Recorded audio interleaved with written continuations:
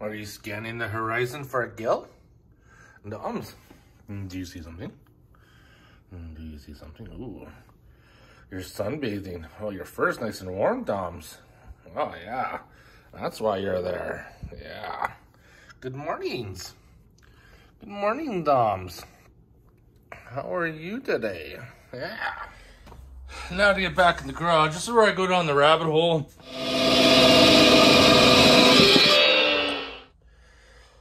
Oh, I haven't used this lathe in a long time. Just get some power to it and fire it up. See what happens. Oops, there we go.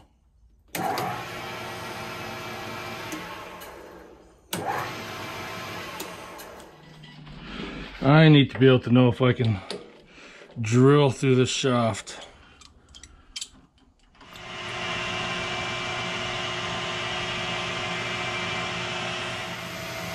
All right, it's my favorite part, make some chips.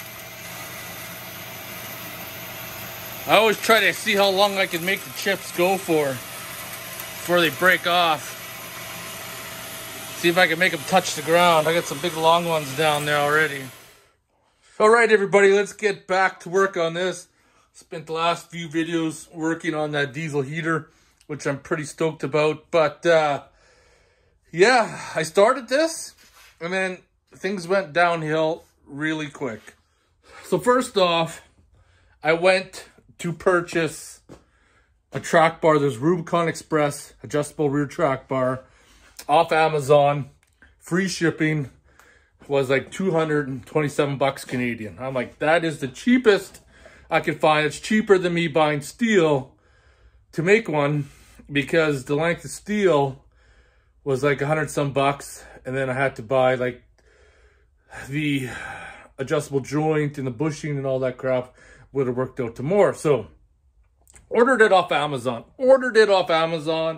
And then I get a message from the seller because it wasn't sold through Amazon. It was through a seller through Amazon. And they're trying to tell me some bullshit that I have to cancel the order because he accidentally sold the last one, which was a bunch of bull crap because I canceled it and they refunded me the money. Then they reposted the track bar for almost $100 more. So I'm like, fuck this. So then I tried and I went down the rabbit hole that I was going to use some of the parts from the old track bar. So I cut off the part with the bend because I was trying to be cheap. And then I needed to make a collar, which even turned out even worse. Because when you use hardened steel, this is like 1.25 inch steel shaft, and trying to use China 1-inch bit, could not go.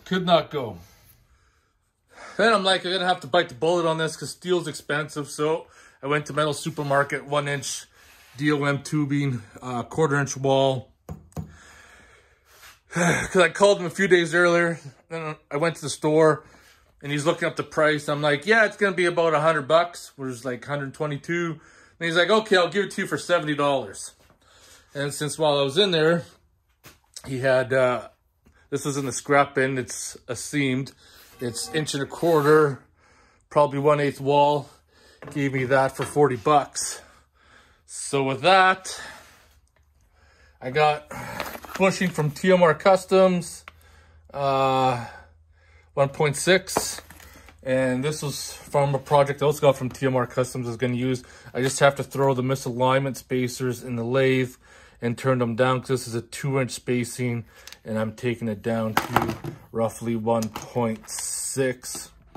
And then I got this because I need to know kind of what that bend is so I can put in the tube bender and bend it. As you can see, it kind of has a slight kink too.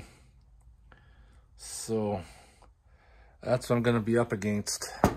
Try to get this track bar started.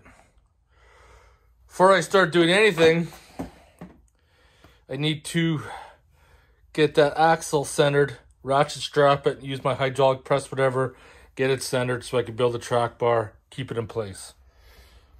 So I'm going to machine those misalignment spacers down. But one thing you always want to make sure is that your cutting tool is basically right in the middle of your chuck is what you got to do. Now, where's that special key? There's a special key for the chuck that now I'm gonna open it up, put the misalignment spacer in. So like I said, this one here is 1.6. Get the old caliper here, measure this up. It's roughly almost like 1.6 right on the dot. And like I said, this adjustable joint with the misalignment spacers is 2. So I need to come down to 1.6, which basically I need to machine it right down to the shoulder. All right.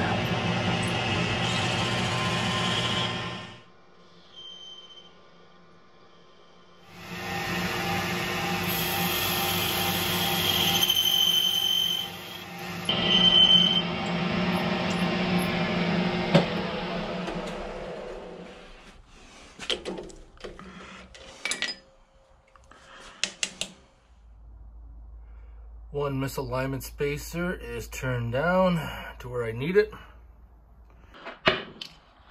So now I need this to be between 1.5 and 1.6. What am I at? 1.557.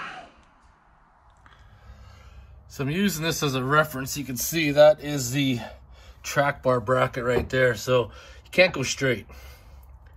Probably off by about 4 inches, so that's why the track bar originally had a bend in it. So I need to come at a diagonal. Could probably get that first bend by cutting the tube probably at like a 15-20 degree angle, so it's gonna sit like that, and then have this bend, of course, and then bend it back just slightly. There's many ways that you could do this, but you know, roughly 6.5.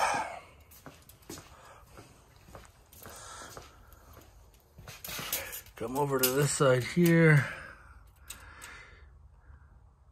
About 7.25. So I need to push the axle that way. Thinking about this, trying to get the safest way. I think I'm gonna pull the springs, put the jacks back underneath, take a measurement where it's sitting, distance from here to there, so I can jack it up that way. Just have a jack stand underneath the pumpkin. Those jacks are back resting on the frame. I should be able to manipulate the axle a little bit better to get me close, so I can set it up.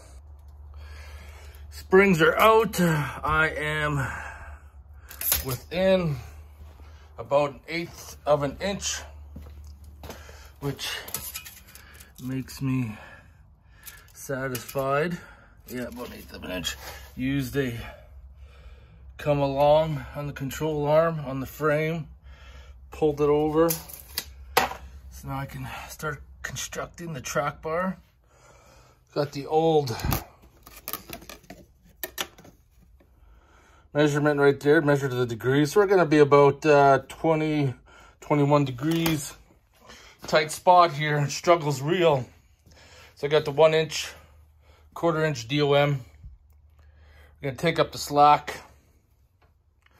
And then I'm gonna bend it about 23 degrees. It'll spring back at around, I'm gonna say 23, probably spring back about 21 where I should be good. Just taking up the slack, a little bit more, a little bit more. Okay, we're good. I'm going to zero it out now. Right about like that.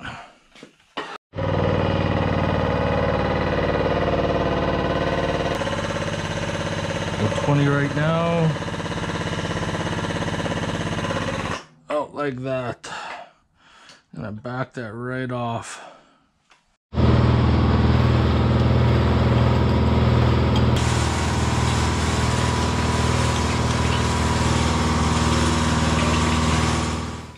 So it looks like when I stick it in and bend that piece, I gotta be offset just a tad. So we know that the track bar doesn't align perfectly straight.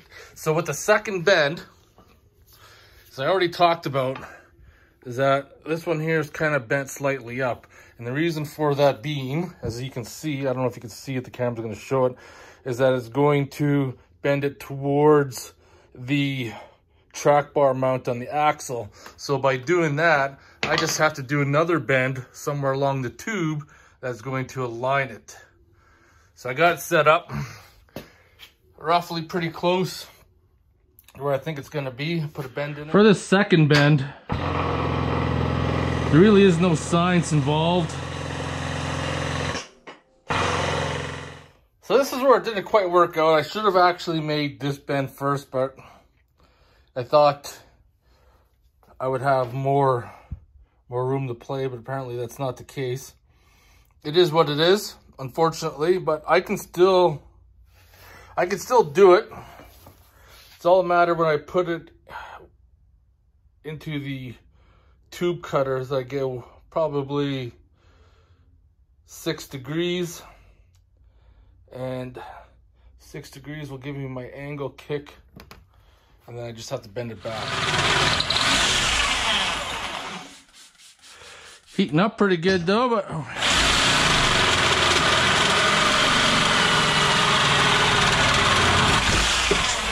there, we're through. I just gotta tack weld that on there and then fit it up. See where I gotta bend it, cut it, all that stuff.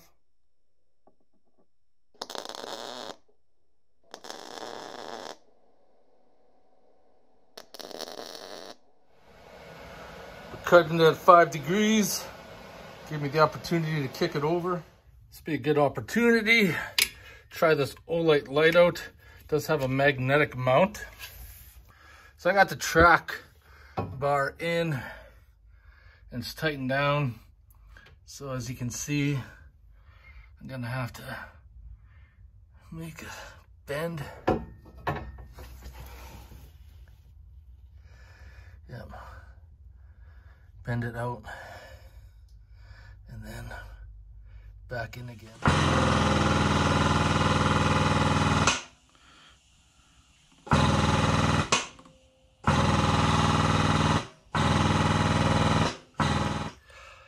I went 10 degrees, got me closer. I think I'm gonna have to go 15. I've had probably this thing out, in and out, more times than I'd like to admit. There's a couple changes that I did. I actually cut it off the bushing and then put a bigger angle on it because it was too close to the shield for the fuel tank. So now I overexert it where it's supposed to be, and I just kind of use this. Give me an idea. It's telling me 16 degrees, but I'm gonna start with 10 and see where I go from there.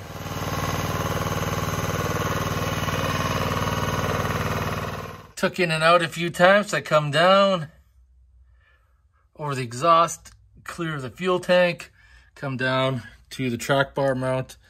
I just realized I gotta drill that hole out to 1/2 inch. So once I finish up, cut it the length, tack weld it in a little bit stronger, gonna assemble it, remove the chain, and then work the axle up and down, see if there's any binding.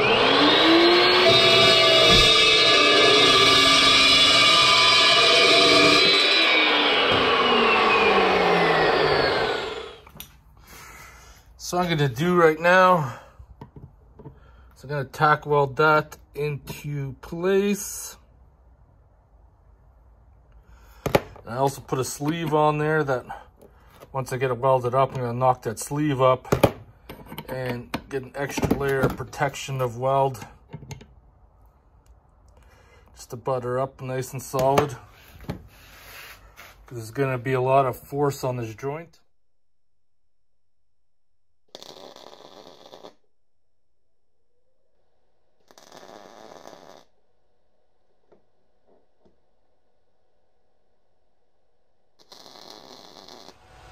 Fit her up, try her out. Track bar's in there. Fit it up. Do this T55 bolt up.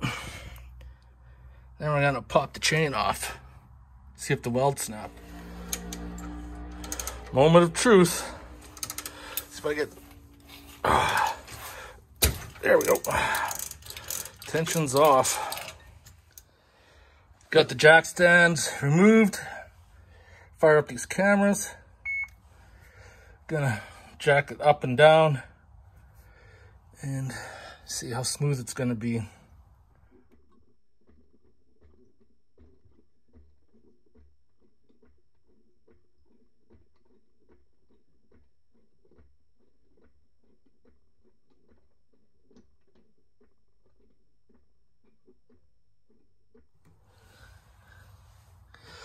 That's like full bump stop on this side.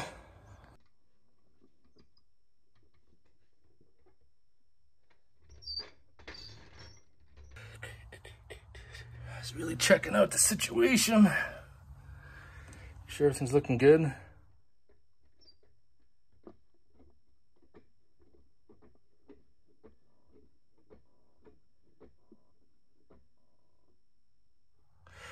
So as of right now,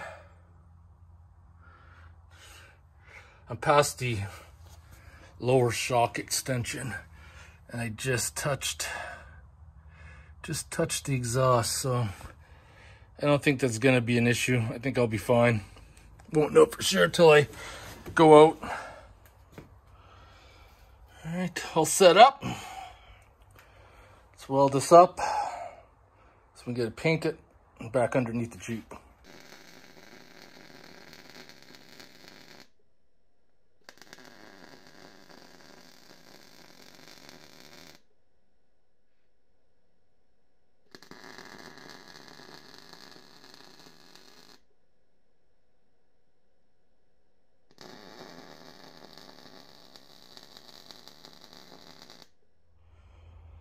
Now the fun begins. Squeeze the sucker in, tighten down the control arms, recheck the alignment, adjust if necessary. This is the little bolt thing I made for that end of the track bar. Well, we'll see. Get this in, get it over with. Track bar actually went in easy. So I jacked up that far side of the axle, which kind of pivoted up an angle, was able to get it in. Just going down at the moment of truth with my mess on the floor right now as I'm tightening up the control arms. Not torqued down yet, but just snugging them up. When I originally set the axle and set the track bar, I had all the bolts loose. That way the axle could move. Shouldn't really matter as far as the alignment wise goes. The only thing that's gonna matter now is I got the jack stands on the ground. The weight of the Jeep is sitting on the coil springs as we speak. So now I'm going to tighten them up, re-put the clamps on, and see how close I am. Take in my measurement.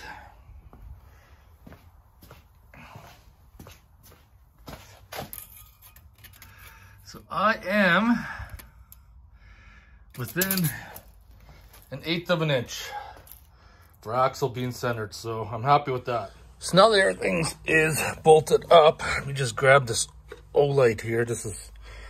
They keep sending me lights. They sent me this work light that I've been playing around with. Seems to be all right. So some of the things I learned with building your own suspension, especially with axle placements, a lot of things you gotta think about. You gotta think about that the Ford 8.8 is quite a bit larger. And the back of the differential, the pumpkin, I'm going to call it, actually comes quite close to the gas tank. And I probably pushed this axle back probably closer to 3/4 of an inch overstocked. And of course, if you could see, the custom built track bar, probably go to the other side, show you better. So you can see it in there. It's got a couple bends in there to come down. Got to make sure you clear the exhaust. and everything else. So now, just tightening this up. Came with the kit, and it actually prevents your coil from coming off the perch, which I won't have an issue with because of the track bar, and once the sway bar is in, that'll never happen, but the kit came with it, so I am installing it. Purchased one of these greaser kits. Comes in really handy. See, I got a couple brass colored ones in there, because what I'm doing is on the Johnny joints, because once the brakes and all that are on, straight ones that were in the Johnny joints would be pretty hard to get lubricated. So I put some 90s in there, so I'll be able to get a grease gun in there still. And same with the bolts. Once I get everything torqued down, I'll swap those out to a 90 as well. All right, I think it's motherfucking beer time. Let's grab this one. This is San Diego IPA Boss Pour. See what this one's gonna taste like. What does it come in as? 7% alcohol. Jesus, that's pretty strong. All right, motherfucking beer time. Abnormal IPA. See what this tastes like.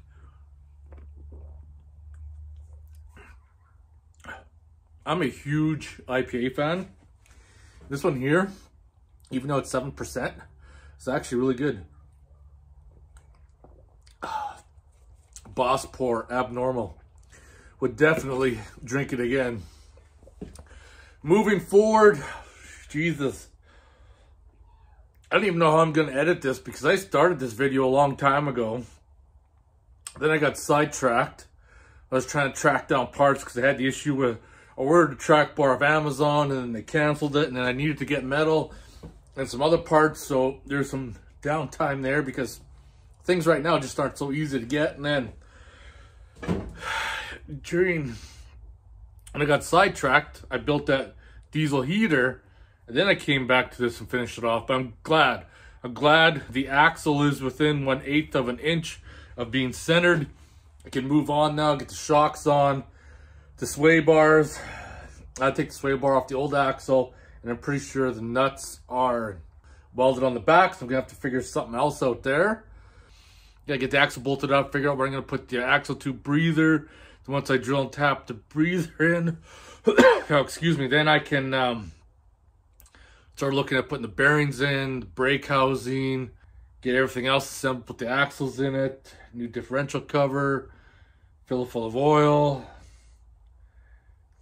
Still lots to do. Still lots to do. But anyways, I want to thank you guys for watching. This beer is actually pretty good. If you have a chance to get it, I highly suggest it. So anyways, motherfucking beer time. I'll see you guys in the next video.